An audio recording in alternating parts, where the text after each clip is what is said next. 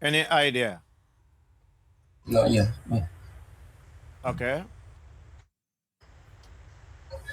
Anir has a job as a driver. He is paid for each mile he drives. He, uh, he is also paid for expenses. Now, 1 week, Anir writes down the distance reading from his car. So at the start of the week, this was the reading on the car dashboard. And at the end of the week, this was the reading. So what you are going to do, you will subtract to know the actual reading in miles for that 1 week. Do you understand? Yeah. So he studied the reading of the car and then wrote it down. It was this in the first instance at the beginning of the week. So at the end, he now look at it to calculate the miles he covered for the week. So what I will do is 47,879 minus 47,241. We subtract to know the actual readings for that 1 week. 9 minus 1 is 8. 7 minus 4 is 3. 8 minus 2 is 6. This is 0, 0. So it means for 1 week, he covered 638 miles. Do you understand? Yeah. Now, they said, for this week, Ane is paid 47p for each mile. So if he is paid 47 pence, that is 47 times 638 miles. That will give us the exact amount that he's going to receive for the miles he covered. So we do 638 multiplied by 47. Mind you, it is a calculator question. So that is going to give us 29,986p because this is in pence. When you divide it by 100, it will now give us the amount he covered in pounds, which is 123. Point will be here.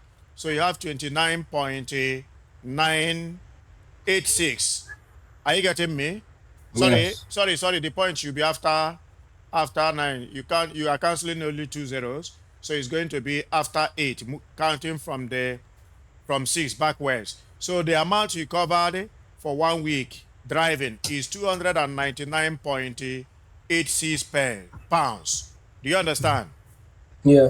The question continues that he is also paid 80 pounds for expenses he covered. So you now add plus what? 80 pounds. Do you get it? Are you with Yes, me? sir. Uh-huh. Yes, sir. So now, if we add 80 pounds there, that is now going to give us his total pay for that 1 week, which is now going to be 379 pounds, 86 pence. Do you understand? 380, 379 pound 86. That is what he will receive at the end of 1 week. I hope that makes sense. Yes, sir. Okay. Here is the next question. Question number 10. What do you think?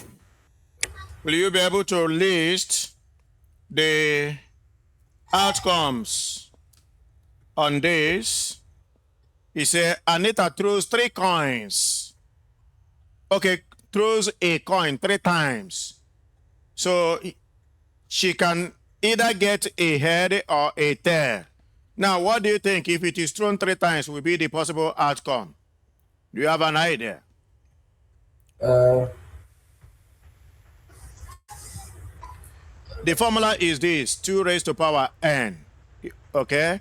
The reason is because the outcomes are 2. Okay? And because he's throwing it 3 times, it is now going to be 2 raised to power 3. N is the number of times he throws it. Then 2 is a constant because it is 2 outcomes only, head or tail. Therefore, that is 2 outcomes. Now, the number of throws will tell you the total sample space, the total possible outcomes. So that is going to be 8.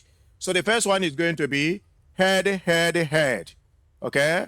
In any order, it doesn't matter, but these are the possible outcomes. You can now have head, head, tail. You can have head, tail, tail. Are you getting me? You can have head, tail, head. You can have uh,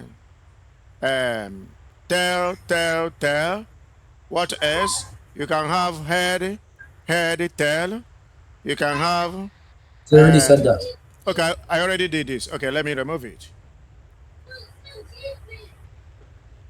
Okay, so continuing, you can have what?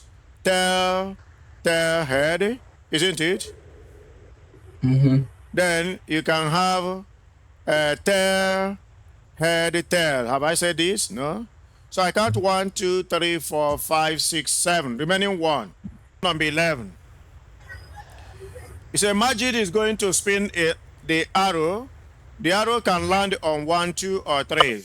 Okay, the question says, Majid says the probability that the arrow will land on 2 is 1/3 because the spinner has 3 sections. Is Majid correct? What do you think?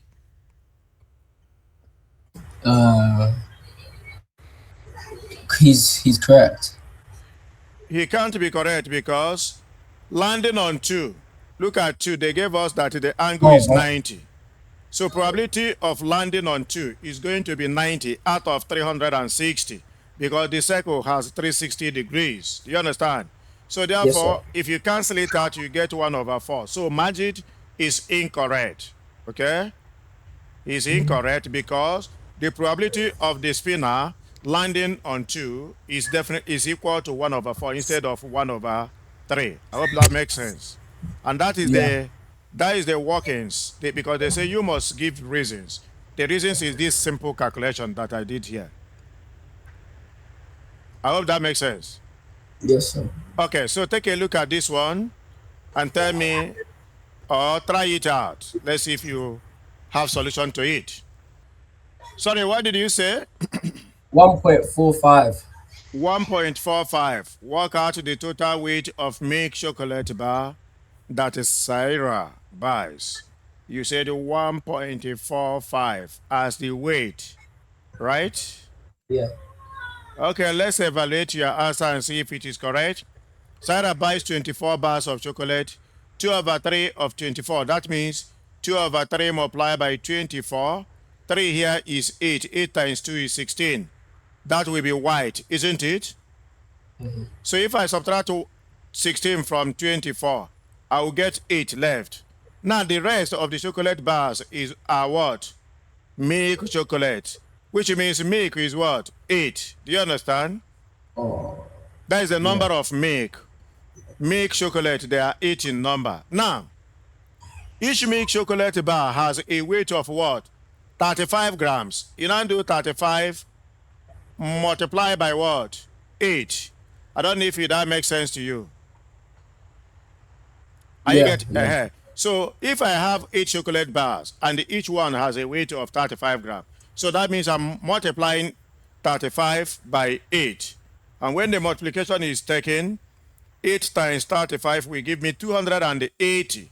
So that 280 is 280 grams. Are you aware?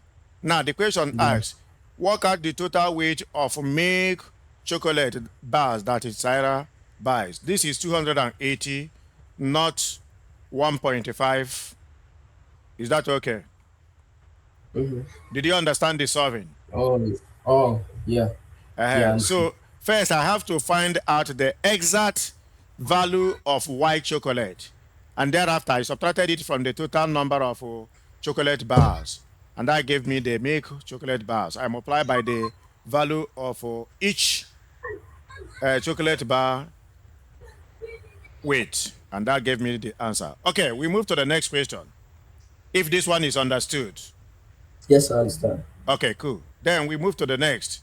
What do you think? This one is a simple arithmetic. So what do you think should be the answer for A?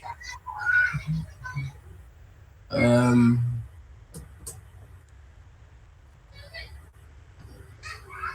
Yes, I'm I listening. think 6 CD. 6CD is correct. Then what about question number B? Using the formula, find the value of t when x is 3 and y is -4. So what would be the answer? Just substitution.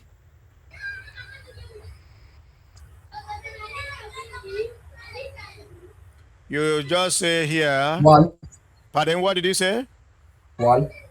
You said 1. Okay, let me find out. T is equal to x plus 2y. X is 3 and the Y is -4. So that is 3 plus this time this is -8. So that is -5. The right answer is -5, not 1. Oh, yeah. Because, You just substitute. You just replace the values of X and Y in the equation and your answer will come out. Is that okay? Is it understood? yes, sir. Okay, let's move to the next question. Look at question number 14. Can you interpret it and figure out the answers? Where it doesn't work, then I come in. It's 12. The first one is what? 12. Okay, that is a, what do you mean by the first one? Okay, question A. Do you mean question A? Yeah.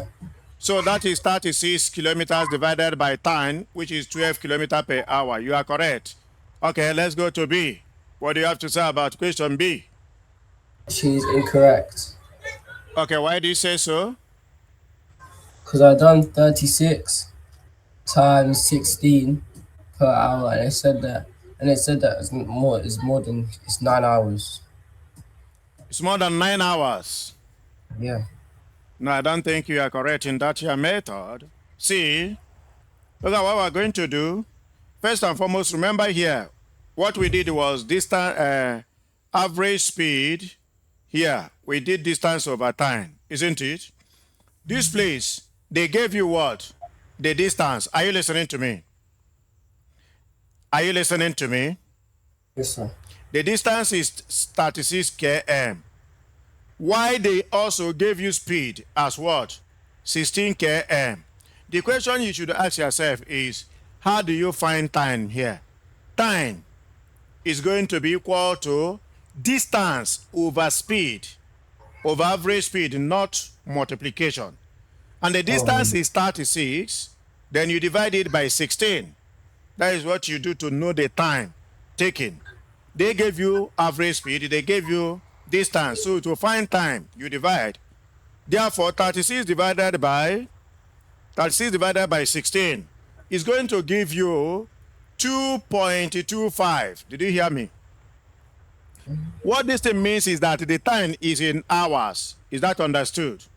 But you have to convert 0.25 to minutes by multiplying 0.25 with 60 by 60. So 0.25 multiplied by 60 will give you 15. Does it make sense? That 15 now is minutes. You can now write it here that the time taken was what? 2 hours, 15 minutes in the second journey. Okay, that was on a Tuesday. Then you add it up. On Monday, the time taken was what? 3 hours. Is it okay? So you add 3 hours here. The total time taken now is what? 3 plus 2 is 5 hours, 15 minutes. Yeah. That is what you took for the 2 days. Now, and she made a statement that the total time she took for the 2 days were less than what? 5 hours, 20 minutes, which is correct. Because the total time she took now is 5 hours, 15 minutes, which is also less than 5 hours, 20 minutes, but not like 9 hours you were going through because you were multiplying 36 by 16, which is the wrong formula there. I believe this explanation is understood and it helps. Yes, sir. Eh? Yes, sir.